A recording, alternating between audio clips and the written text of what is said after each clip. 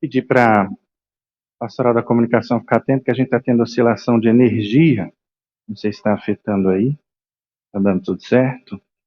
E por isso também alguma estridência nas caixas de som. Bom, nós vamos contar com a paciência da comunidade. Se alguém não me escutar em algum momento, não só hoje, mas pode fazer um sinal com a mão para que a gente possa entender que o som não está bom. Eu, antes de ser padre, trabalhei numa empresa de grande porte, a Varig S.A., que foi, durante muito tempo, a melhor empresa de aviação do mundo. Por 10 anos, que eu me lembre, pelo menos, a Varig foi a melhor do mundo. Eu tenho muito orgulho de ter trabalhado nessa empresa, que foi para mim também uma escola de vida. E lá eu tive acesso a uma metodologia de trabalho conhecida como controle total da qualidade. Em inglês a sigla é TQC. Eu falo a sigla em inglês porque é a mais conhecida. E um dos princípios da qualidade total, que era ensinado para que virasse um dogma de fé entre os empregados da Varig, era a busca do zero defeito. Quem aqui gostaria de comprar um celular, a marca que for, defeituoso? Basta o seu celular ser defeituoso para você não querer mais nada com aquela marca. Ah, nada da Samsung eu quero comprar, ou nada da Motorola, sei lá. Ah. Então, por isso as empresas procuram o zero defeito. Agora, o que eu quero dizer para vocês é que a Bíblia já falava do zero defeito. Valendo um chocolate suíço virtual para quem me der a resposta correta. Onde na Bíblia a gente vê a busca do zero defeito?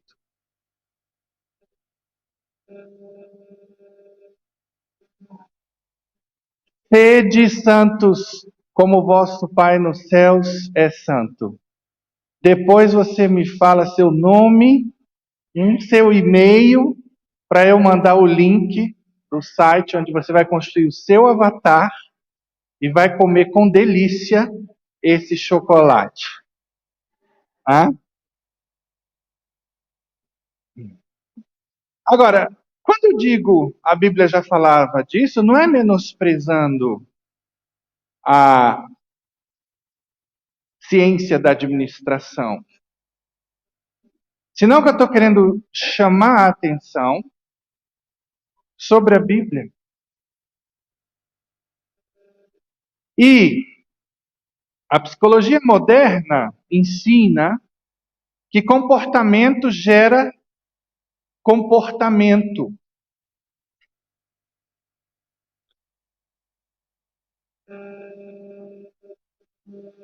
Um dos ingredientes da chamada inteligência emocional é a empatia, que é a capacidade de se colocar no lugar do outro. E nós vemos essa grande lição, esse princípio da psicologia no Evangelho de hoje. Tudo o que quereis que vos façam, fazei vós aos outros. Em outras palavras, a Bíblia está dizendo assim, não é bom ser bem tratado? Trate bem. Não faça com o outro o que você não quer que faça com você. Olha que genial.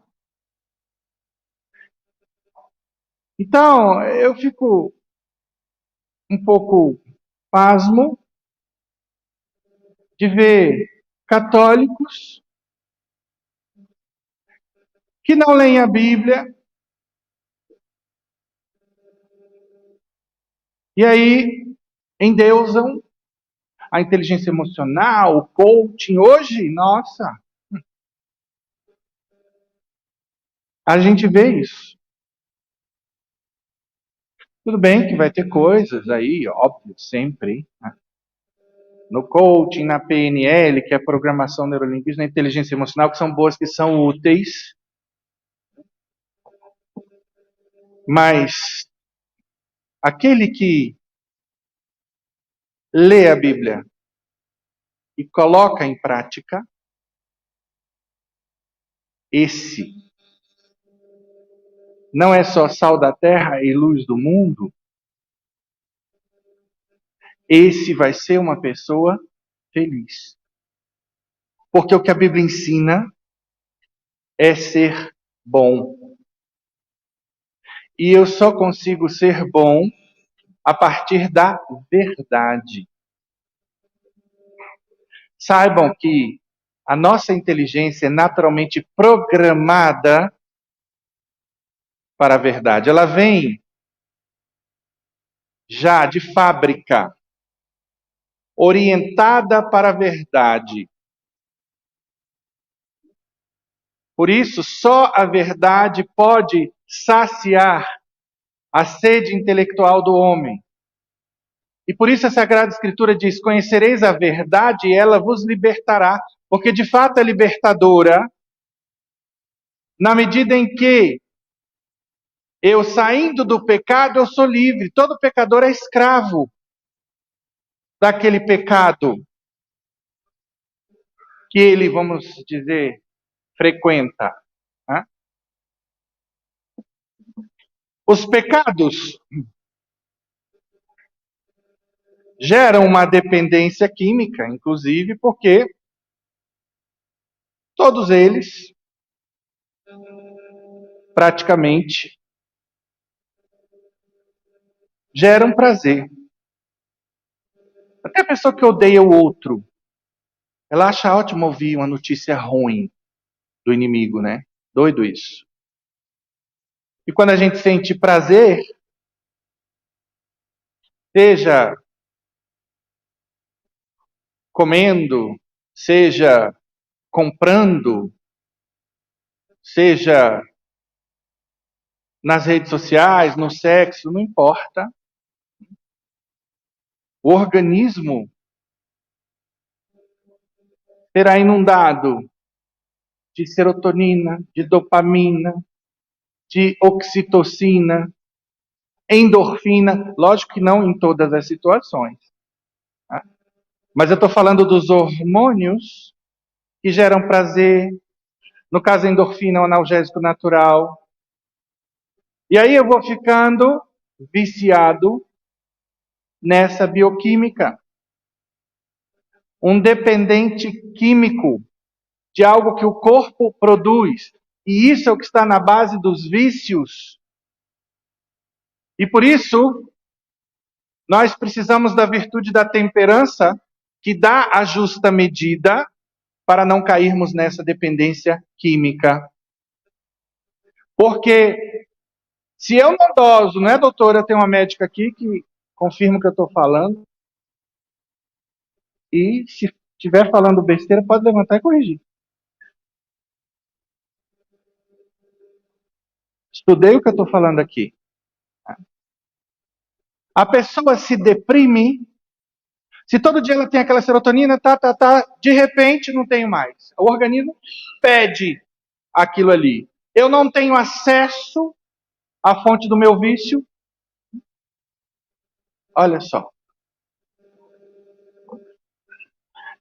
Então, meus irmãos,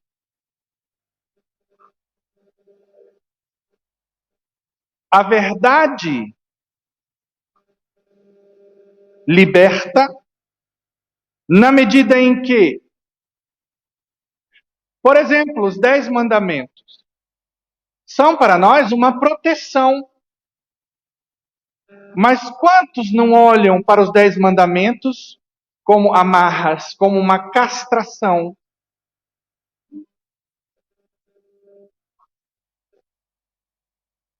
E por isso, nós precisamos colocar em prática o Evangelho. Não é só conhecer na teoria, não. Muita gente que está no inferno conheceu a palavra, lia a Bíblia.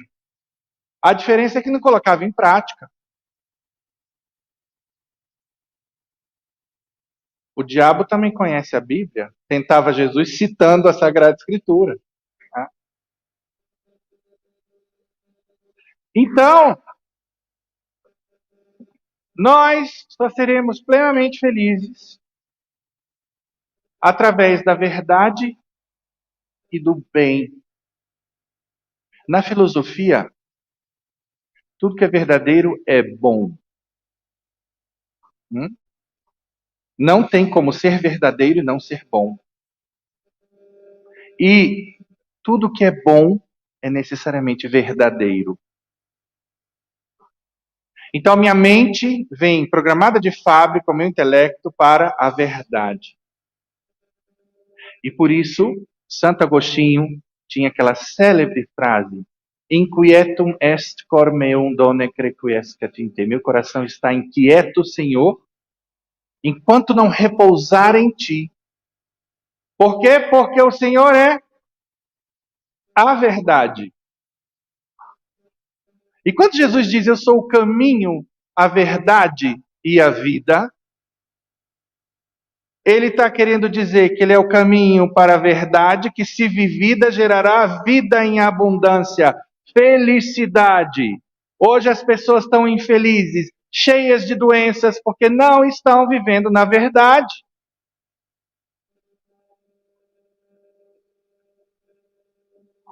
Simples assim. O coração humano é naturalmente orientado para o bem. Então, fora do bem, nós não seremos felizes. E por isso eu preciso alimentar o cabeção com a verdade, para que o coração possa aderir àquilo que o intelecto apresenta, e assim nós possamos ser felizes.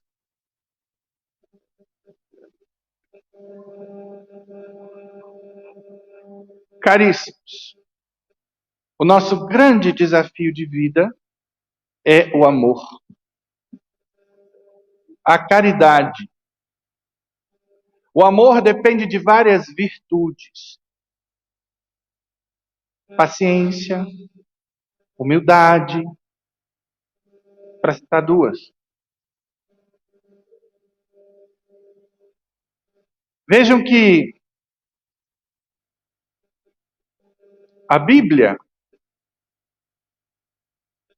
é um programa de vida. Quando Deus nos convida a sermos humildes, é porque sem humildade nós não conseguiremos amar. A humildade é uma das pernas do amor.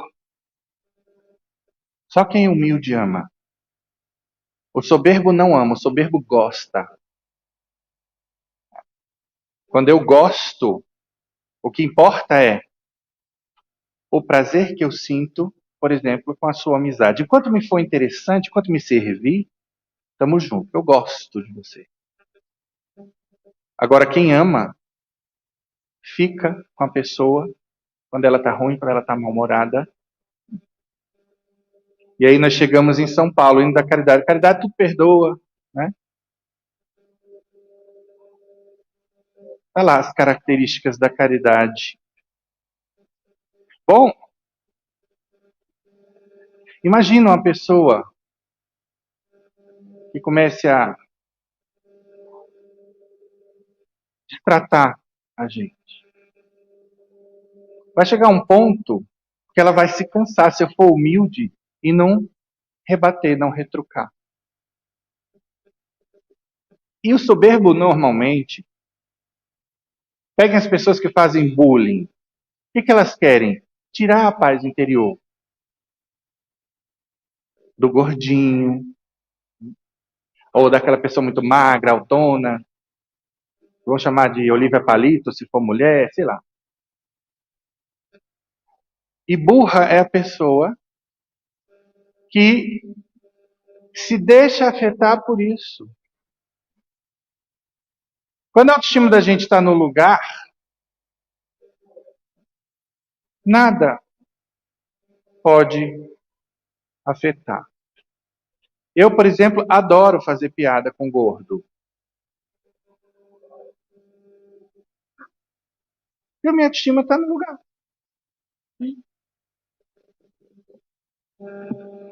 Por isso eu nunca chego no fundo do poço. Tem gente que, padre, eu estou no fundo do poço. Gordo não chega no fundo do poço porque ele entala antes. Se a gente começar a rir das nossas mazelas, dos nossos defeitos, se a gente começar a se aceitar como a gente é, muda tudo na vida da gente. Se alguém vier tentando me rebaixar, eu sei que eu tenho esse defeito. Eu chego para a pessoa e falo, é verdade. Que tal você me ajudar a melhorar? O que você tem a me sugerir? Pronto. Quebrei as pernas da criatura. Tudo que o inimigo quer é ver a gente mal. Por que você vai dar a ele esse prazer? Hã? E o que é lindo na nossa fé é que eu não vou, por exemplo, ser humilde para mim. Ai, quer me ver mal, não vai me ver mal, não. Não. A gente pensa no bem do outro. Só os santos conseguem fazer isso. Não é para qualquer um, não. Veja que só a paciência pode frear a ira. A pessoa está irada, dizendo cobras e lagartos. E eu falo, calma, você está nervoso. Que nervoso o quê? Meu problema é você. Tá, eu vou melhorar. Naquilo que eu puder, me entenda também. Eu sou um ser humano, fale. A pessoa vai gritando, daqui a pouco ela se acalma. Agora não bateu, levou, todo mundo sai prejudicado. Gandhi já dizia que se o talião fosse valer, olho por olho, dente por dente, no mundo só haveria cegos e banguelos. Porque quem não tiver pecado, atire a primeira pedra. Hum? Eu gosto de citar o exemplo, já falei aqui, bom, como sempre o povo se renova, não sei quanto tempo eu falei, mas tem, tem duas menininhas, filhas de um casal que frequenta aqui a capelania, Daniel e Juliano. Eles me contaram um episódio genial de uma briga das duas. A mais velha chegou para a mais nova e disse, burra! A mais nova falou, inteligente. Aí a mais velha, chata! A mais nova, legal. Feia! A outra, bonita. Aí a mais velha foi chorar pro pai e pra mãe porque não conseguiu irritar a outra. Olha que doido. Achei o máximo. Falei, minha filha, eu vou desfilar com você em toda a palestra que eu der de psicologia, de relações humanas. Olha só. Então, por isso Jesus diz, não pagueis o mal com o mal. E aí, o evangelho de hoje fala de algo que o evangelho é riquíssimo. O evangelho de hoje é um dos que eu mais gosto. Por quê? Porque ele é um programa de relações humanas e, como toda a palavra de Deus, um programa de vida. No que diz respeito aos problemas de relacionamento, um dos grandes desafios nossos é o julgamento. Agora, eu preciso aqui fazer uma distinção dos julgamentos que são lícitos e dos julgamentos que são ilícitos. Por quê? Nem todo julgamento é pecaminoso. A gente tem que distinguir entre o que é juízo de valor, ou seja, as constatações que a gente faz a partir de um julgamento de algo que a gente presenciou, por exemplo, contrastado com as leis do país, contrastado com a palavra de Deus, eu estou julgando que a senhora está errada. Por quê? Porque a lei diz uma coisa, a senhora está fora da lei, bandida. A palavra de Deus diz uma coisa e a criatura aqui não está fazendo. Então está pecando? Sim. Eu estou julgando? Estou. Mas não é o juízo pecaminoso. Porque o que conta não é a minha opinião, não foi uma fofoca que fizeram. Não. Então, na constatação, eu estou vendo o camarada atravessar o sinal vermelho. E se eu penso, nossa, que imprudente. Imprudente ele está sendo? Tá. Depois a gente começa a pensar melhor. Mas e se ele não viu? Então, cuidado, porque até aquilo que aparenta ser legítimo, se a gente para pensar, às vezes não é. Então, antes da gente emitir um julgamento com relação ao outro, nós precisamos ponderar. O sujeito vem zigue-zagueando atrás de mim no trânsito. Velocidade da via é 60, ele está a 80. Normalmente, quando a gente olha no retrovisor, o que a gente diz? Mas que irresponsável! Como é que pode? Tudo bem que, ainda que a mãe dele esteja infartando dentro do carro, e por isso ele está acima da velocidade e zigue-zagueando, não deixa de ser arriscado para os demais. Tá? Então, eu estou falando tudo isso para dar um pouco de regra de discernimento, porque tem muita gente que chega no confessionário e fala, padre, eu pequei por julgamento. E aí, às vezes, eu falo, que tipo de julgamento? Quando a gente vai ver, não é o juízo temerário. O que é o juízo temerário?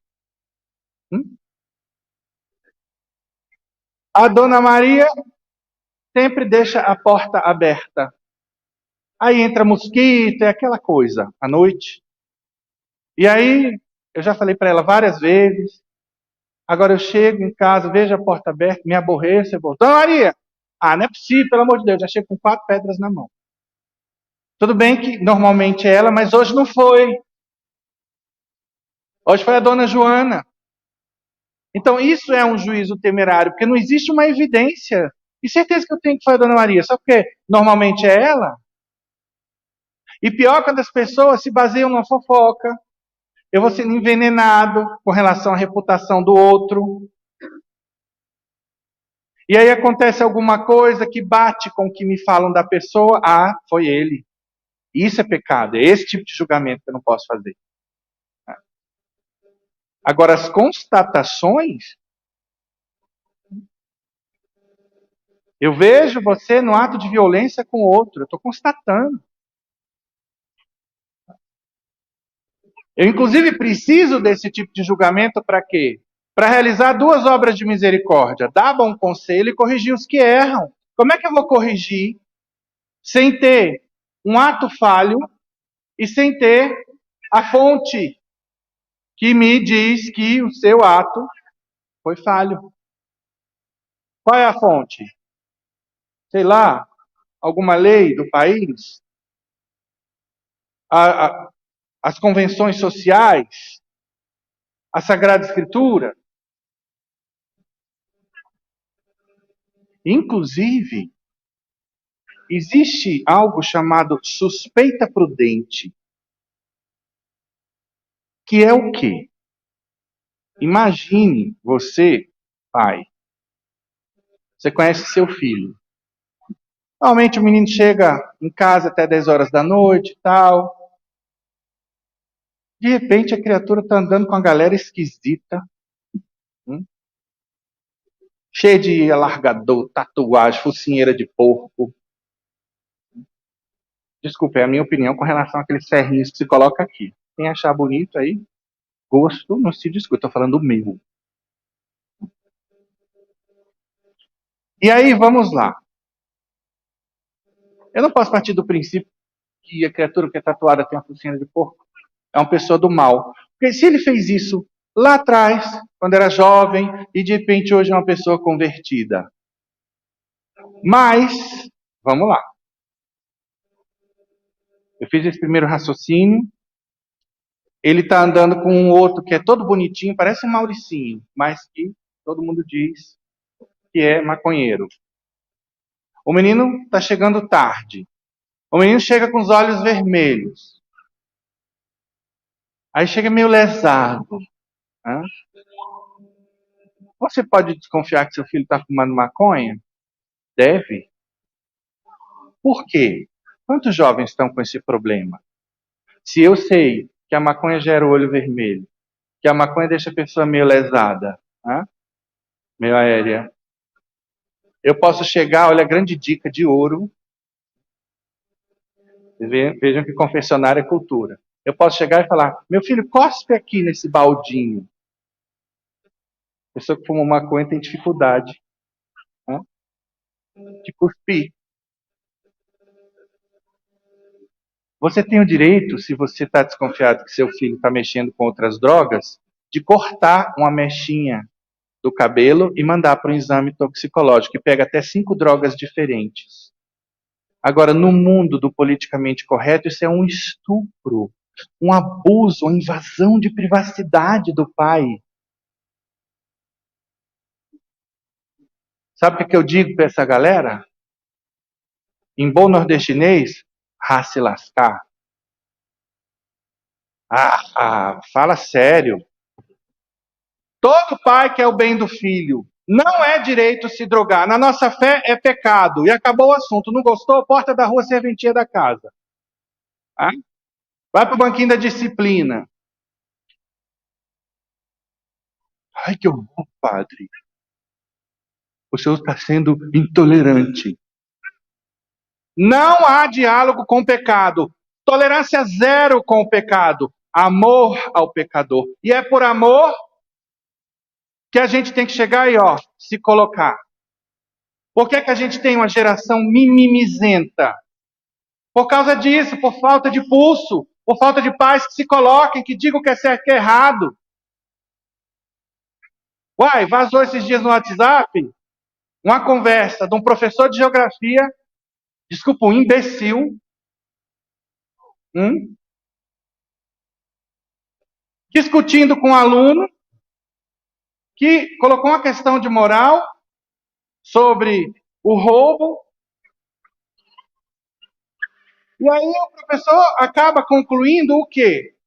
Ele vem com uma série de raciocínios deformados, dizendo que o ladrão é um pai de família também.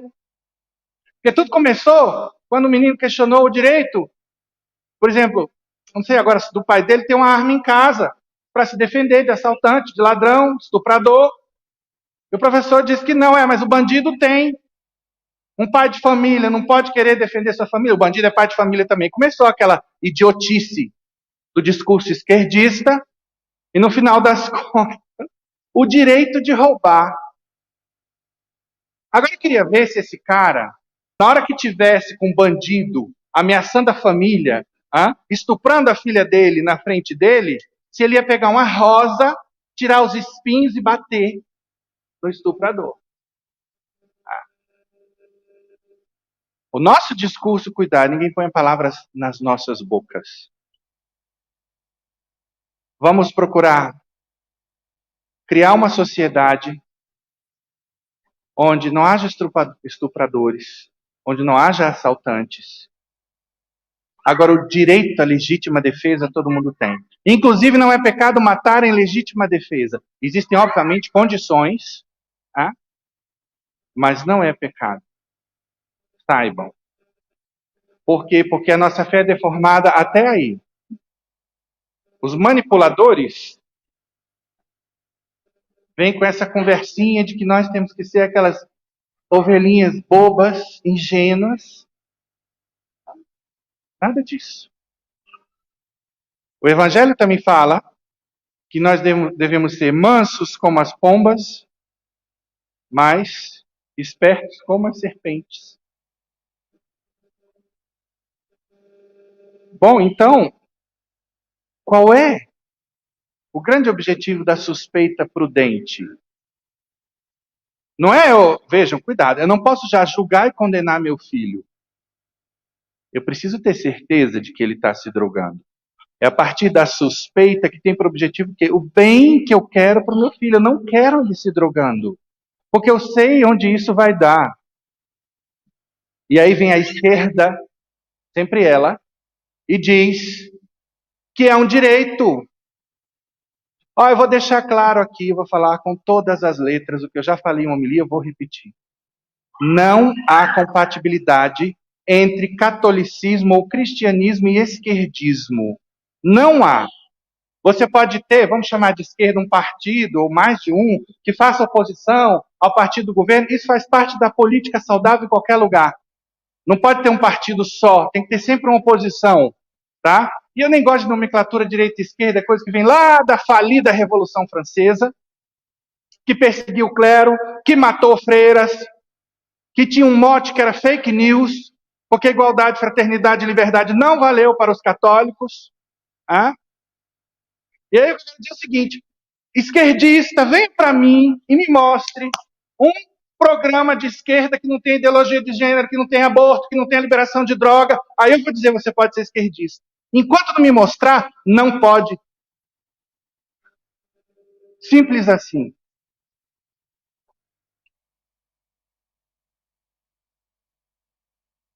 E aqui eu estou fazendo uma orientação moral. Porque essa galera tem a mente tão depravada que diz, o padre está fazendo política no púlpito. A política tem que se submeter à teologia. Eu evoco o padre Antônio Vieira, tem lindos discursos sobre política. Não se pode falar de política sem Deus, sem a fé. E eu pergunto, onde está Deus no discurso esquerdista? Todos os caminhos são iguais. Cristo não é Deus. É o discurso para agradar todo mundo, porque tem um ateu também. Nós vamos tratar bem o ateu. Mas eu não posso dizer que o discurso do ateu é bacana, porque não é. Para nós. Não pode ser um mundo sem Deus. Olha para o mundo hoje.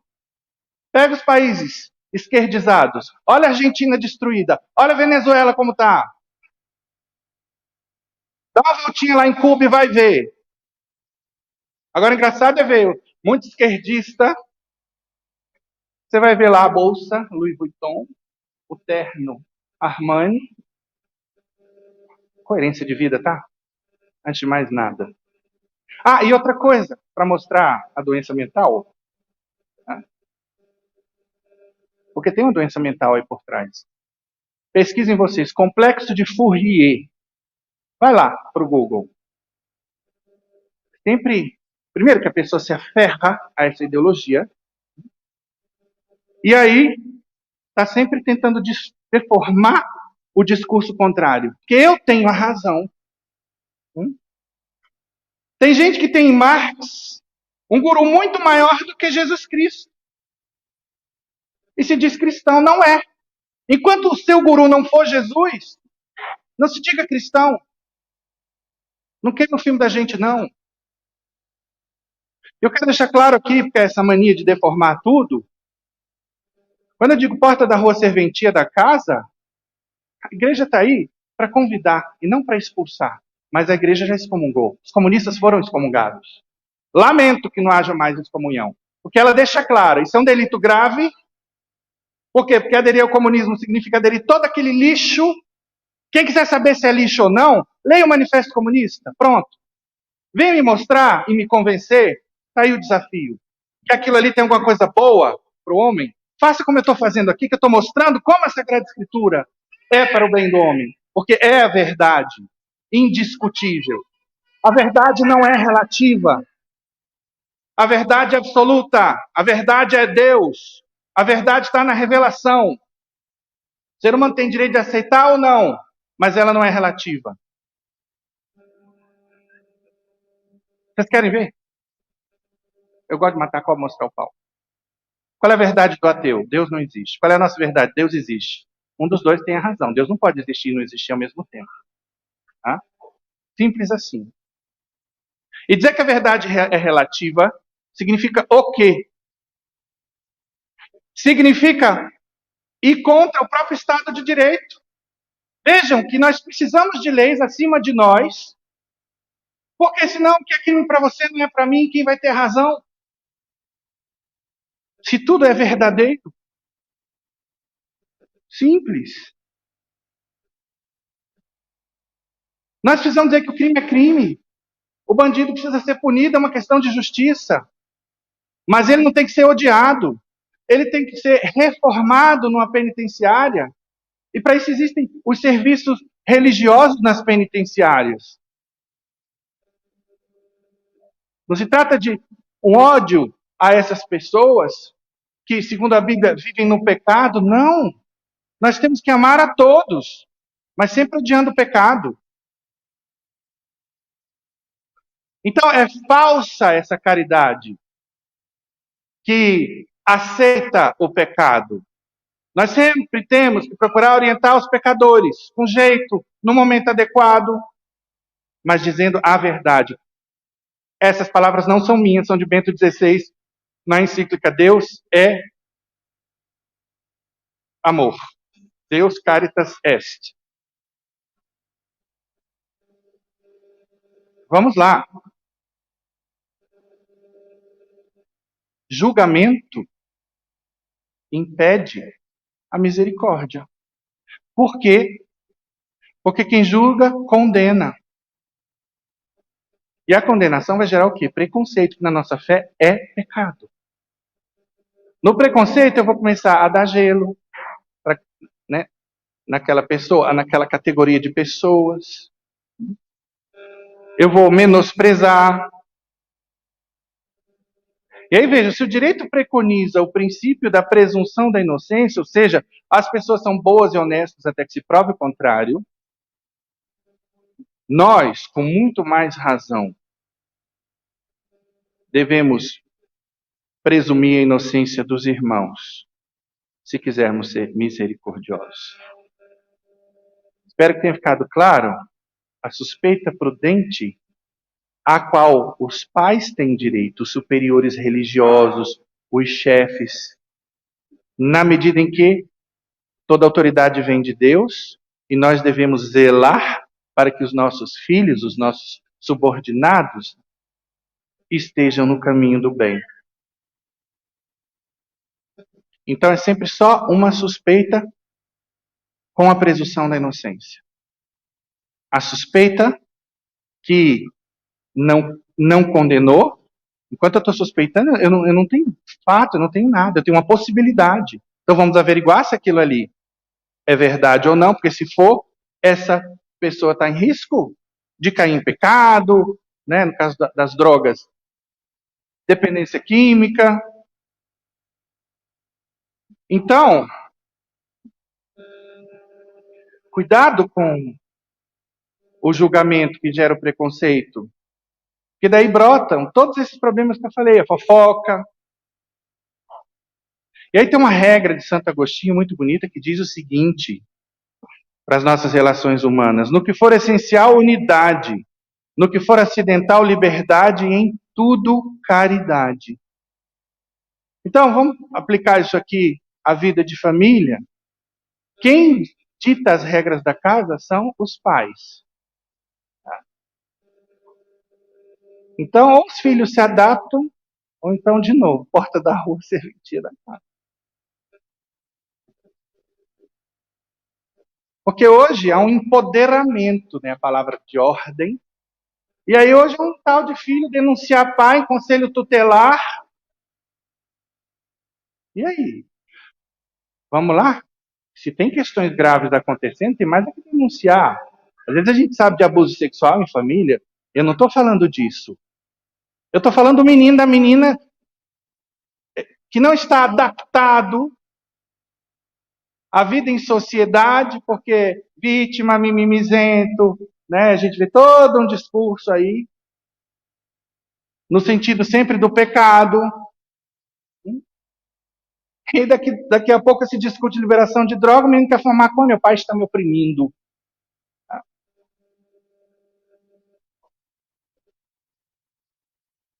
Então, em casa, a regra é dos pais.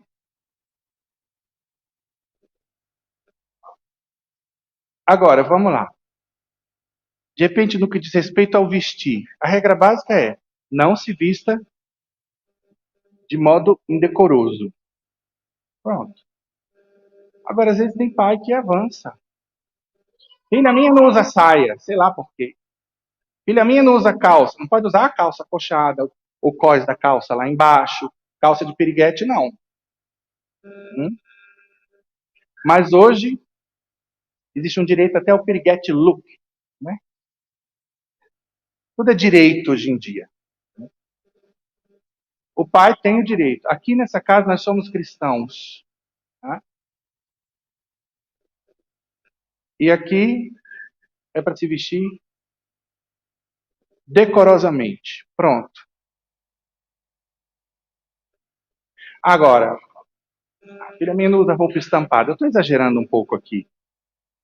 Não, deixa ela usar essa roupa estampada. Ah, você só usa negro, preto. Tudo bem que isso pode indicar alguma questão até psicológica, enfim. Mas são questões de gosto pessoal. Então, quando Santo Agostinho fala do acidental, é isso aqui. Agora, em tudo, na correção, por exemplo, tem que haver caridade.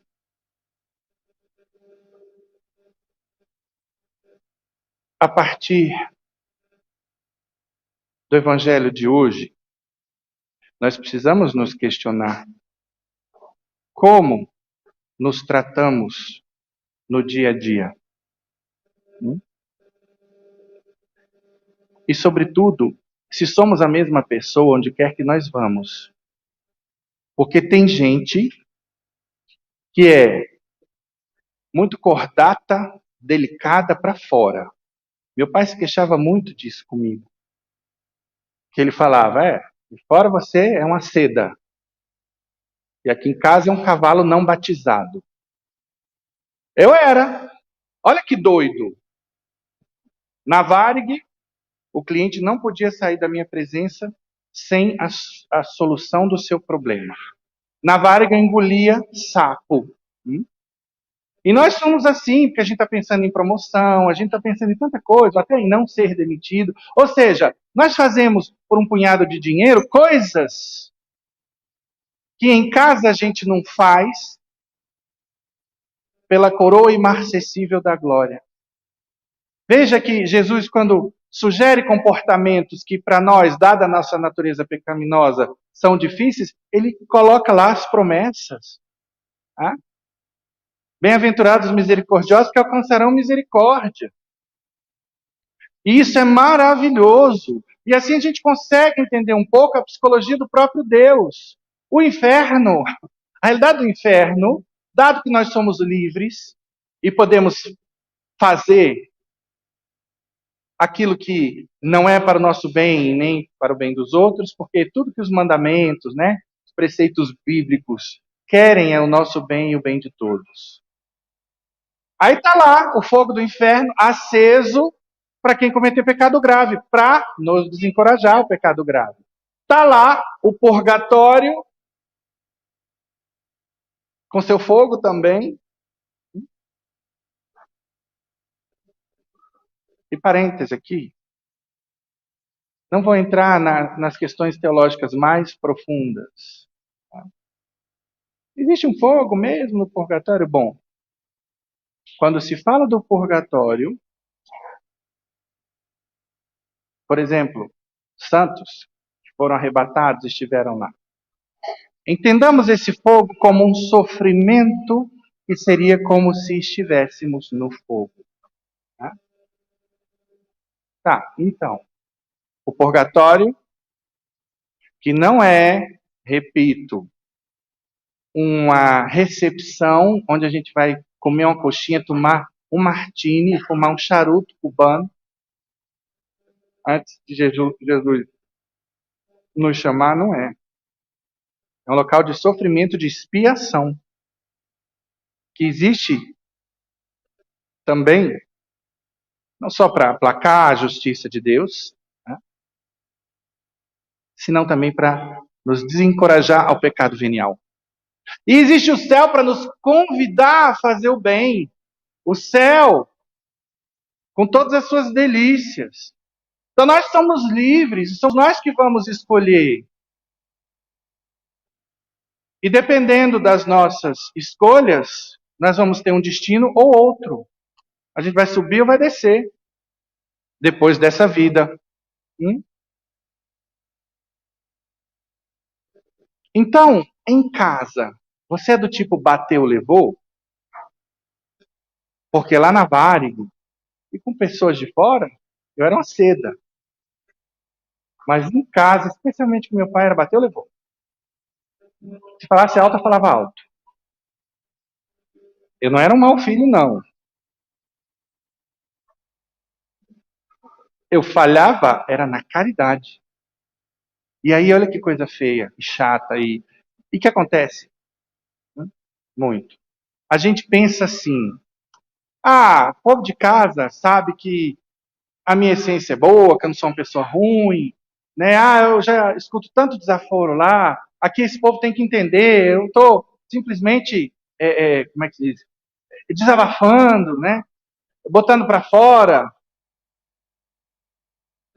Veja, família devem ser os primeiros na linha da nossa atenção. Laço de sangue ninguém escolhe. E muito filho acha que o pai tem que entender, né? Eu sou adolescente, é isso aí. Né? Sejamos caridosos dentro de casa. É aí que a gente vai aprender virtudes maximamente. Porque justo o convívio vai gerar o quê? Um conhecimento dos defeitos uns dos outros. E no amor eu preciso aceitar o outro como ele é. Ajudá-lo a se corrigir. Você tenta corrigir quem quer que seja, é seu irmão, é seu filho, vamos lá. Conseguir, ótimo, gol. Não conseguir, daqui a pouco eu tento de novo, mas paciência, humildade, caridade. Eu não vou deixar, eu não vou permitir esse defeito corroer o meu relacionamento. E aí só o amor. Porque normalmente a gente entra na neurose de justiça também. A pessoa que está fazendo bem, aí faz uma vez, duas, três, não recebe nada de troca? Não, não vou fazer mais não. Cansei de ser bobo. A gente fala assim, né? Pois o céu é dos bobos. Se você não for bobo, talvez não chegue lá. Pense nisso. Em casa, nós usamos uma linguagem violenta. E por que não falar a mesma coisa com outras palavras? Se de repente você é muito explosivo, tem condição, por que não começar a fazer uma terapia? Antes de mais nada, uma direção espiritual. Agora a gente cai na síndrome de Gabriela, nasci assim, eu cresci assim. Eu tenho sangue italiano, é isso aí. Quem quiser que aguente. Vão ter que me engolir. Não. Isso precisa mudar. E aí a gente vai vendo irmãos que parecem ter dupla personalidade. Por quê? Porque fora são de um jeito, em casa de outro. Isso é preocupante porque será que de repente a seda que a gente é fora não é por uma soberba, porque eu quero passar a imagem de uma pessoa que eu não sou? Por que será? Então esse é um desafio. Comece a ver, eu sou a mesma pessoa em casa, no trabalho, onde quer que eu vá, porque quem acredita na onipresença de Deus sabe, Deus está me olhando. Santo é aquele que faz o bem ali onde não tem ninguém vendo. Uma das definições de santo que eu gosto. Tá? Jesus não fala hoje? Que mérito tendes se amais apenas os que vos amam? Os pecadores todos fazem assim. Então a gente tem que amar quem não nos ama. Aí a gente tem mérito. Olha, Madre Teresa tem uma frase tão linda: não devemos deixar ninguém sair de nossa presença sem se sentir melhor e mais feliz. Isso eu fazia lá na Varig, mas eu não aplicava na minha casa. Quer dizer, procurava aplicar, mas facinho, se tivesse irritado, eu estava o pau da barraca.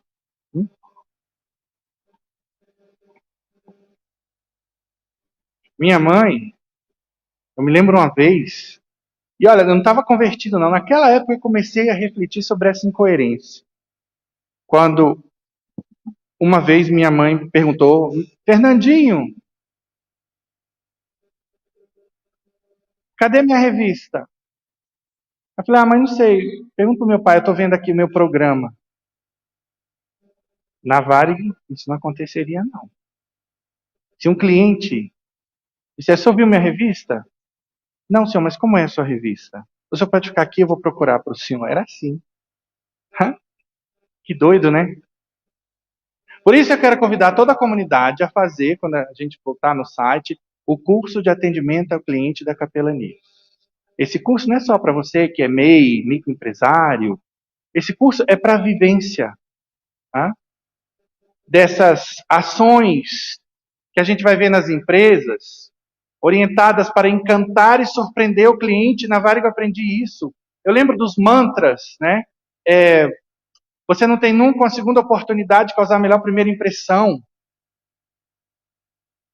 Eu tenho que tratar o cliente bem porque ele paga o meu salário. Você é a imagem da empresa. E eu digo, você é a imagem da igreja. Nós somos imagem de Cristo. Que imagem nós estamos levando da igreja de Jesus aí fora? Hã? Eu tenho que tratar o outro bem porque eu vejo Jesus nele. Então o curso vai para você que é bombeiro, né, vem aqui, justo por quê? Porque nós temos público que nós temos que agradar. Não é só ser o herói, chegar lá, combater o incêndio, tratar bem as pessoas, por telefone, pessoalmente, se autossuperar. Eu tenho um desafio que vem do meu temperamento. Quem convive comigo sabe.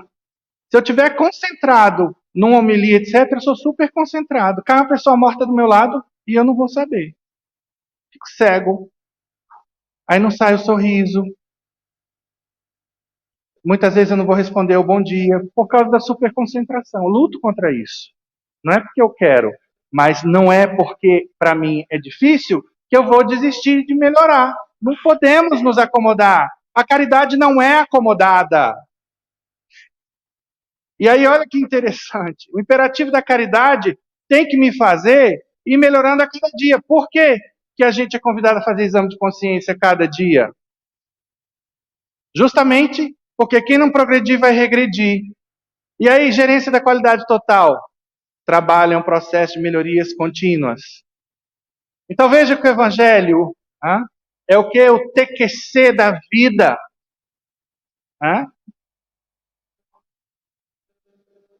É o TQC da vida. Então, sejamos os protagonistas das nossas histórias. Quantas vítimas no mundo?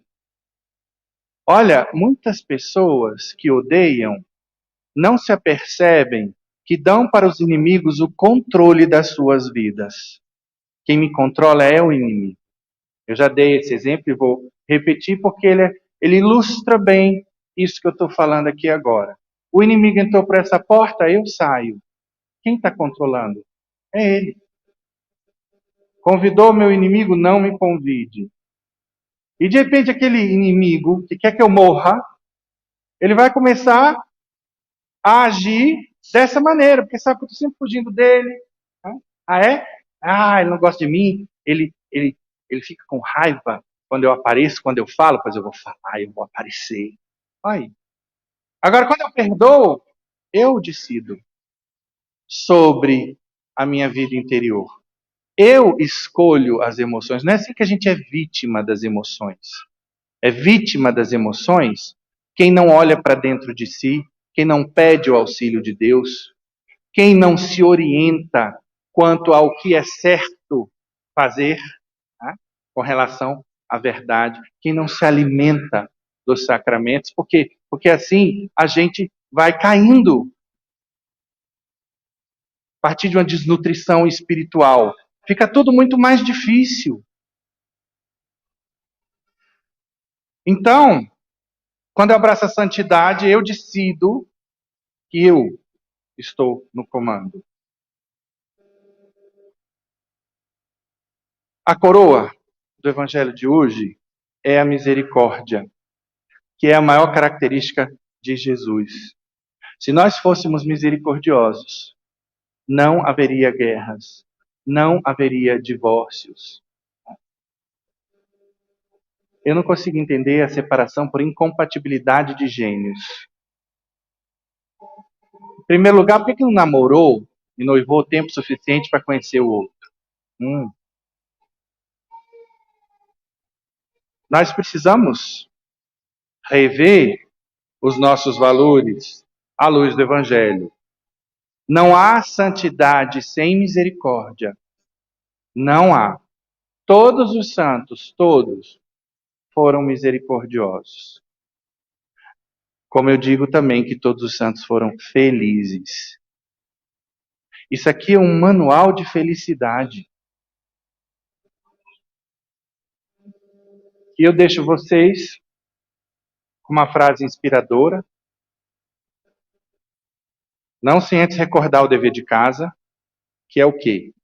Leia o Evangelho de hoje e vê. Eu empresto as minhas coisas? Vamos lá, pega aí o seu folheto.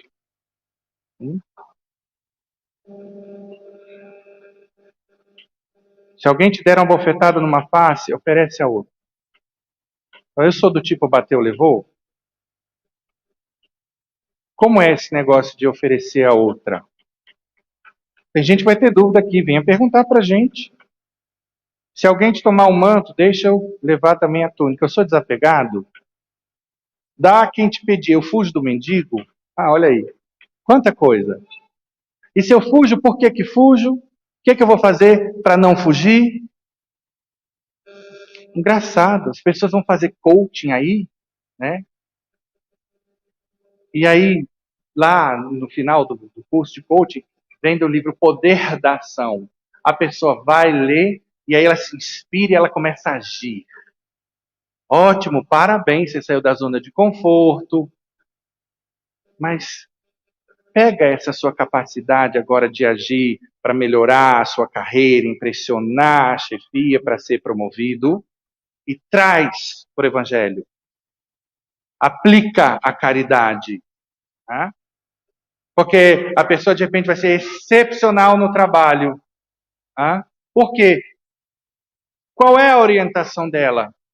É chegar no topo da carreira, é ter dinheiro.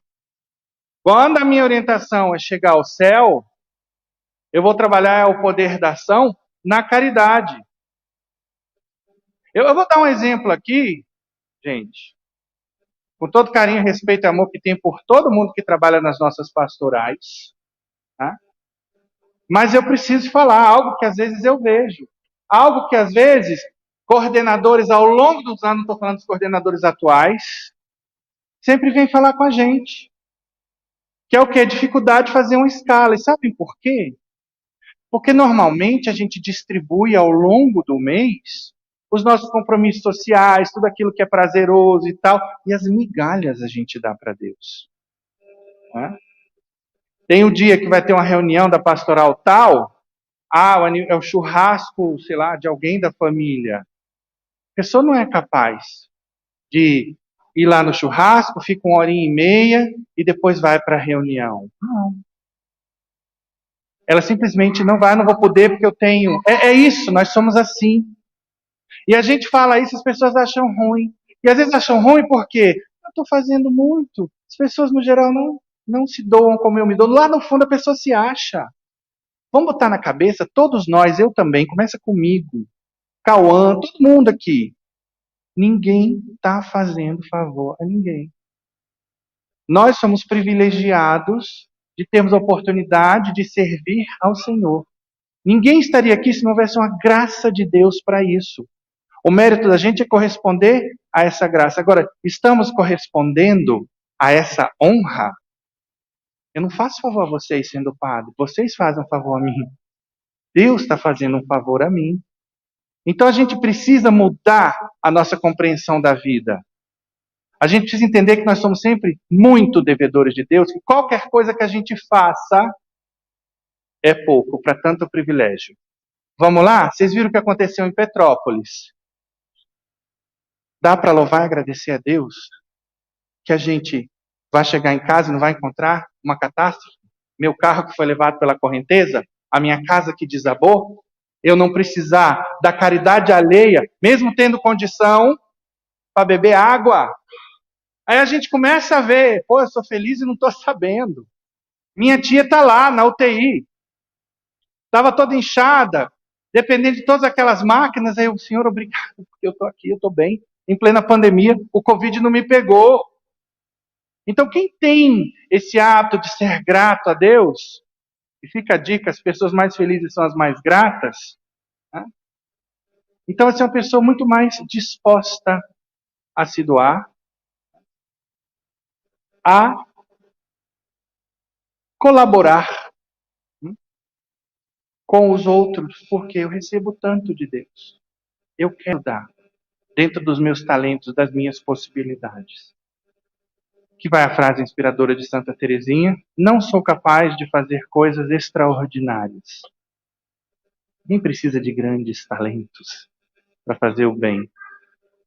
E ela conclui: mas posso fazer as coisas ordinárias, coisas do dia a dia, com amor extraordinário.